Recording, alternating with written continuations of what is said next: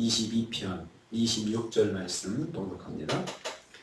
시편 22편 26절 말씀입니다.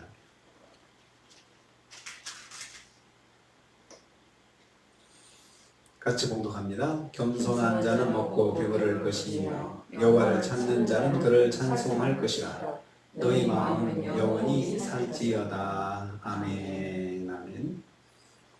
오늘 말씀도 다윗이 고난 중에 부르짖는 기도를 통해서 메시아의 순환을 예고하는 말씀을 배우하고 있습니다.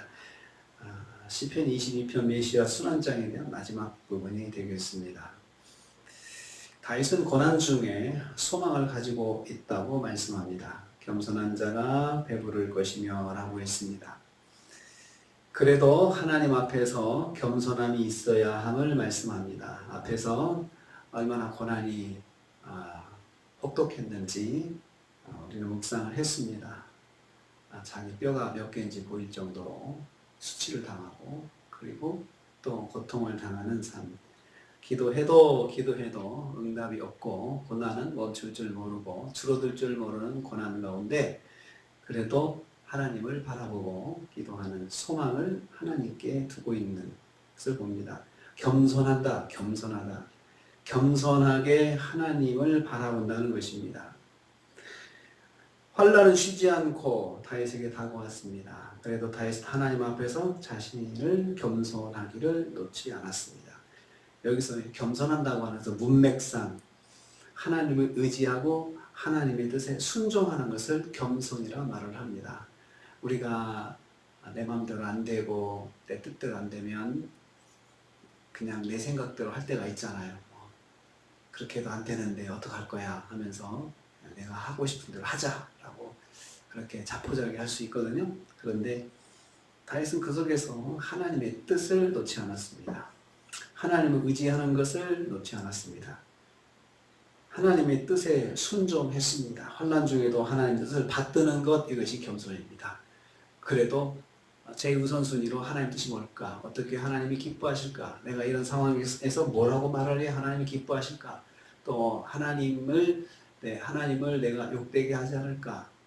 하나님의 영광이 훼손되지 않는 길은 무엇인가? 이렇게 생각하면서 행동하는 것, 그것이 겸손입니다. 그것이 십자가의 길입니다. 십자가의 길은 환난 중에도 하나님의 뜻을 따라가는 것입니다. 내가 이런 상황에서도 하나님의 뜻이 무엇인지 생각해 보는 것이죠.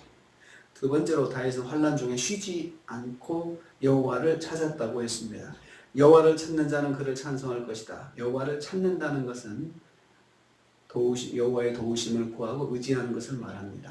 환난이 멈추지 않고 지속적으로 다가올 때 다윗은 하나님을 바라보고 의지했습니다. 하지만 환난이 그치지 않고 다윗을 계속해서 찾아왔습니다. 그래도 쉬지 않고 하나님을 의지했습니다. 여호와를 찾는다, 계속해서 찾는 것을 말합니다. 시편에 다윗이 그렇게 기도하는 걸 시편에 기록하고 있습니다. 내가 여호와를 기다리고 기다렸더니 그런 표현이 있습니다. 환난 중에 쉬지 않고 하나님을 의지했던 것입니다. 다윗은 환난 중에 오히려 하나님을 찬송했습니다. 그를 찬송할 것이라. 의도적으로 찬송을 한 거죠.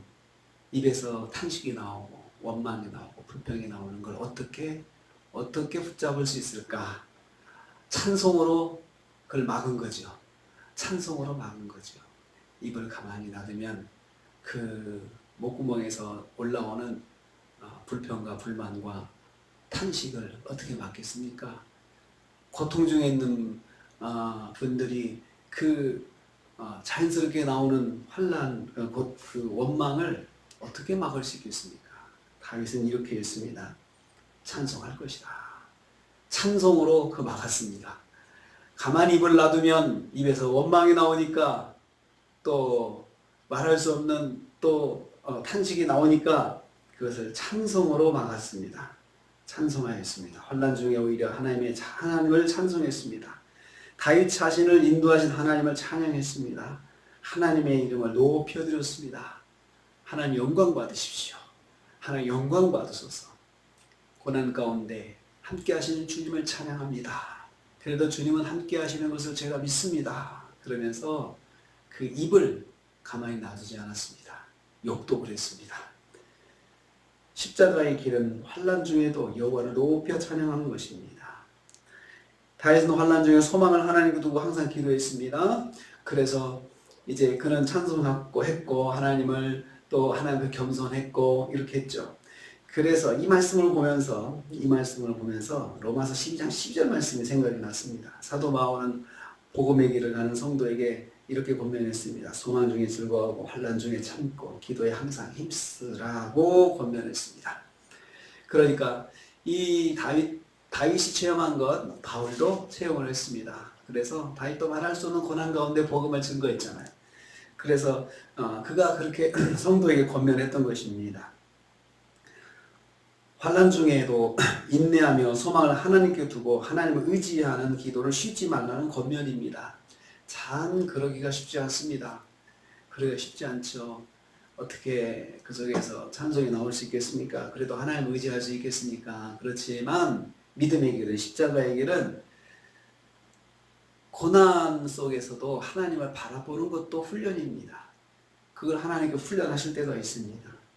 다윗은 전에 소개해 드린 것처럼 한 번도 만난 적이 없고 한 번도 말을 섞어본 일이 없는 사람을 통해서 고난을 받고 있을 때 몸과 마음이 매우 고통스러웠습니다. 하지만 하나님의 뜻으로 받아들이고 소망을 하나님께 두었습니다. 그래도 하나님께서 나를 붙잡고 계시지, 하나님이 나와 함께 하시지, 그렇게 생각했습니다. 그리고 하나님께 기도하며 하나님의 인도하심을 기다렸습니다.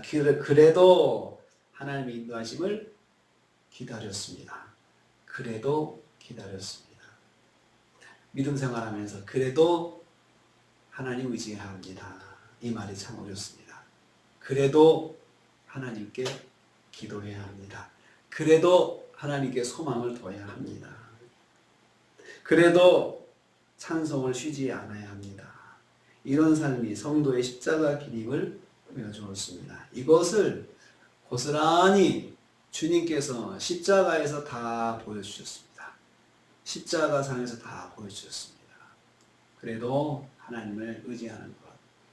목이 타들어가고 몸이 찢어질 듯이 아프고 표현할 수 없이 감각이 없이 아프고 이제는 감각도 없어진 그런 상황 속에서도 주님 하나님을 의지하고 하나님의 뜻을 구하고 뜻대로 가는 것을 놓지 않습니다.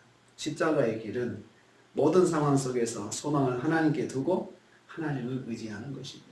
믿음 생활이 그런 때가 있습니다. 그래도 하나님을 붙잡고 의지해야 또 하나님의 역사하심을 기대하고 그래도 아무것도 내게 주어진 거 없어도 그래도 하나님 붙잡고 의지하는 것, 그것을 놓지 않는 것이 십자가의 길입니다. 우리가 또 한 주간을 시작합니다. 다윗은 결론적으로 이렇게 말했습니다. 너희 마음은 영원히 살지어다. 영원히 살아간다. 우리 마음이 살아야 된다. 어떤 상황 속에서 마음이 죽으면 안 된다. 마음이 죽으면 모든 게 끝이다. 마귀가 노리는 것은 마음을 죽이는 것입니다. 마음이 죽으면 어떻게 될까요? 하나님께 소망을 두지 않습니다. 소망을 하나님께 두지 않고 포기하는 거죠. 그래서 성도는 하나님을 늘 의지하고 사는 살아있는 마음을 가지고 있어야 마귀가 그 사람을 어떻게 하지 못합니다. 어떤 상황에 놓아도 마음을 하나님께 놓고 살아가는 자, 영원히 살아가는 자, 그게 바로 성도고 그게 바로 십자가의 길입니다. 이번 한 주간 우리 하나님을 바라보고 하나님을 의지하고 우리가 마음이 살아있는 한 주간, 어떤 상황 속에서 마음을 놓지 않고 하나님을 붙잡는 한 주간 되시기를 주님의 이름으로 축복합니다. 주님 감사합니다.